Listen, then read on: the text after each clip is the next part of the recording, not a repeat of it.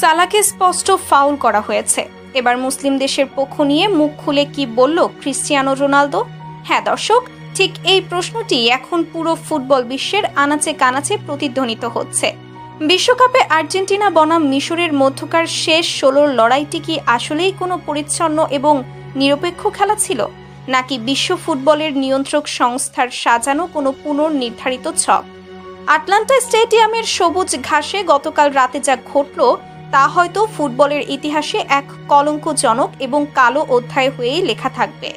মিশরের রূপকথার মতো এক জয়কে কিভাবে রেফারির বাঁশির জাদুতে দিনের আলোতে ছিনতাই করে নেওয়া হলো তা দেখে আজ স্তব্ধ পুরো দুনিয়া। আর এই চরম অবিচার এবং নির্লজ্জ পক্ষপাতিত্বের পর আর চুপ থাকতে পারলেন না পর্তুগিজ মহাতারকা ক্রিস্টিয়ানো রোনালদো। সবসময় মজলুমের পক্ষে এবং মুসলিম বিশ্বের সমর্থনে দাঁড়িয়ে যাওয়া এই মহানায়ক এবার সরাসরি মোহাম্মদ সালাহ এবং মিশরের পক্ষে এমন এক বিস্ফোরক মন্তব্য করেছেন যা নাড়িয়ে দিয়েছে খোদ বিশ্ব ফুটবলের সদর দপ্তরকে।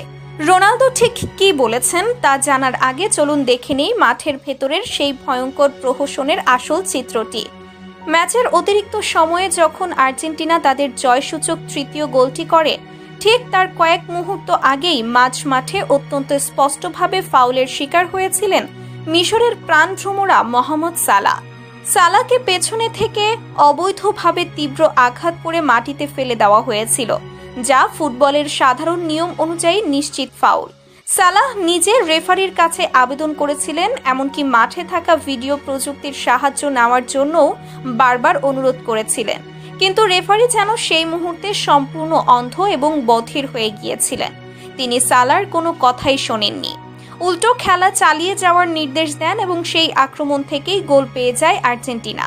অথচ একটু পেছনে ফিরে তাকালেই আমরা দেখতে পাই রেফারির চরম দ্বৈতনীতি এবং ভয়ঙ্কর এক প্রহসন। প্রিয় দর্শক, আমরা জানি মিশরের দ্বিতীয় গোলটা বাতিল করা হয়েছিল অত্যন্ত সূক্ষ্ম একটি ফাউল ধরে। তখন রেফারি নিজ উদ্যোগে ভিডিও প্রযুক্তি চেক করে সাথে সাথে গোলটি বাতিল করে দিয়েছিলেন। একদিকে মিশরের বেলায় কড়া আইন, অনুবীক্ষণ যন্ত্র দিয়ে ফাউল খোঁজার চেষ্টা, আর অন্যদিকে আর্জেন্টিনার বেলায় যেন সব মাফ। চোখের সামনে এমন নগ্ন পক্ষপাতিত্ব দেখে ডাগআউট বা মাঠের বাইরে থেকে মেজাজ হারিয়ে রেফারির দিকে তেড়ে যান মিশরের সহকারী কোচ। মিশরের সহকারী কোচের এভাবে রেগে যাওয়াটা একদম স্বাভাবিক ব্যাপার ছিল, কারণ চোখের সামনে নিজের দেশের এমন সর্বনাশ এবং এত বড় একটা অবিচার কোনো দেশপ্রেমিকের পক্ষেই মেনে নেওয়া সম্ভব নয়, যার ফলে তাকে উল্টো লাল কার্ড দেখিয়ে মাঠ থেকে বের করে দেওয়া হয়। আজকের ম্যাচে রেফারি যা করেছে সেটা মনে থাকবে, সেটা ইতিহাস হয়ে থাকবে, যেটা হয়তোবা আজীবনও ভুলতে পারবে না মিশর এবং বিশ্ব ফুটবলের সাধারণ দর্শকরা। রেফারির এমন নির্লজ্জ কর্মকাণ্ড দেখে হতাশ হয়ে এক পর্যায়ে হেসেই ফেলেন মোহাম্মদ সালাহ। ভেতরে কষ্ট পুড়ে ছাই হয়ে যাচ্ছে। চোখের সামনে বিশ্বকাপ থেকে বিদায় নিতে হচ্ছে, কোটি মানুষের স্বপ্ন ভেঙে যাচ্ছে, অথচ এই মানুষটা হাসছে। কেন হাসছে জানেন? কারণ তিনি বুঝে গেছেন রেফারি এমন কাজও করতে পারে, একটি দলকে জেতানোর জন্য এতটা নিচে নামতে পারে, যা কোনোভাবেই বিশ্বাসযোগ্য ছিল না।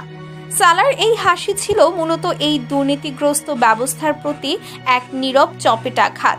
ফুটবল বিশ্লেষক এবং বোদ্ধাদের মতে পুরো বিষয়টি নিছক কোনো রেফারির ভুল নয়, বরং এটি কর্তৃপক্ষের সাজানো একটি অত্যন্ত সুপরিকল্পিত হাইপোথেটিক্যাল ট্যাকটিক্যাল সিনারিও। আমরা জানতাম ফুটবল ফেয়ার বা নিরপেক্ষ খেলা হয়, কিন্তু না, ফুটবল আসলে নিরপেক্ষ খেলা হয় না। ফুটবলে যেন অঘোষিতভাবে কমিটির টিম হয়ে গেছে আর্জেন্টিনা। এর পেছনের কারণটা সম্পূর্ণ ব্যবসায়িক এবং বিলিয়ন ডলারের বাণিজ্য। আয়োজকরা খুব ভালো করেই জানে আর্জেন্টিনা যদি আগেই বিদায় নেয় তাহলে তাদের বিশাল অঙ্কের লোকসান হয়ে যাবে। ফুটবলের প্রতি কোটি কোটি দর্শকের উন্মাদনা কমে যাবে, পৃষ্ঠপোষকরা মুখ ফিরিয়ে নেবে এবং বাকি ম্যাচগুলোতে তারা প্রত্যাশিত আয় করতে পারবে না। ফুটবলের মান এবং ব্যবসায়িক ভ্যালুটা ধরে রাখতে এবং টেলিভিশন সম্প্রচার সত্ত্ব থেকে বিশাল অঙ্কের টাকা পকেটে ভরতে আর্জেন্টিনাকে যে কোনো মূল্যে ফাইনাল পর্যন্ত নিয়ে যেতেই হবে। এতে কর্তৃপক্ষের লাভ, আয়োজকদের লাভ, পুরো পৃথিবীর লাভ। কিন্তু এই নোংরা রাজনীতির নির্মম বলি হতে হলো নিরীহ মিশরকে। শুধু লোকসান নয়, অনেক বড় ক্ষতি হয়ে গেল তাদের। ম্যাচটা তারা জিতেই যাচ্ছিল, কিন্তু শেষ পর্যন্ত তাদেরকে কোনো না কোনোভাবেই হারিয়ে দেওয়া হলো। যদি মিশরের ওই দ্বিতীয় গোলটি বাতিল করা না হতো তবে ম্যাচটি 3-3 গোলের সমতায় শেষ হতো। আর ম্যাচটি যদি পেনাল্টি, শুট আউট বা টাই ব্রেকার পর্যন্ত গড়াতো তবে আর্জেন্টিনা নিশ্চিতভাবেই হেরে যেত। কারণ পুরো ম্যাচে এমিলিয়ানো মার্টিনেজ যে পারফরমেন্স করেছেন তার চেয়ে শতগুণে বেশি আত্মবিশ্বাসী এবং ভয়ঙ্কর ফর্মে ছিলেন মিশরের গোলরক্ষক মোস্তফা।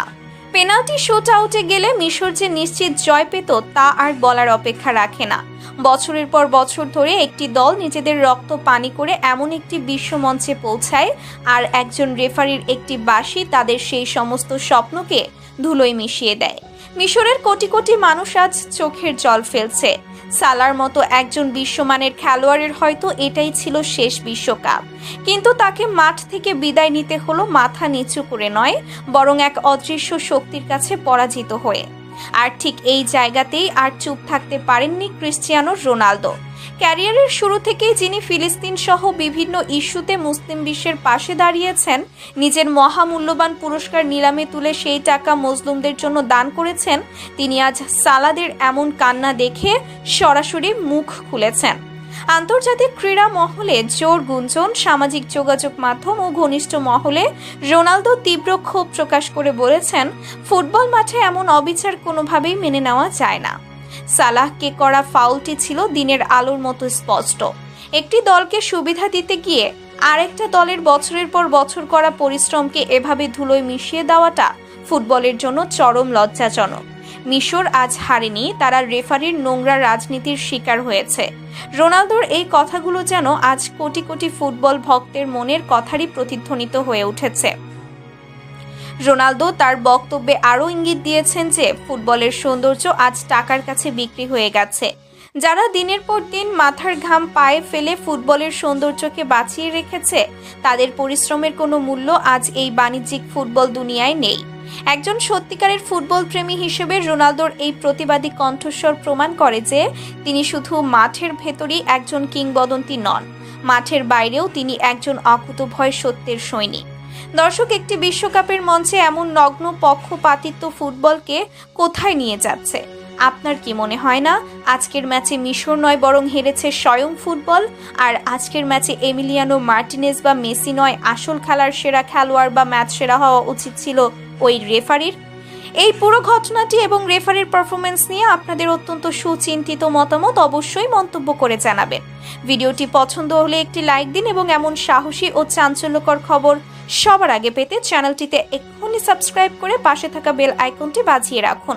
সত্যের পক্ষে থাকুন, আমাদের সাথেই থাকুন। ধন্যবাদ সবাইকে।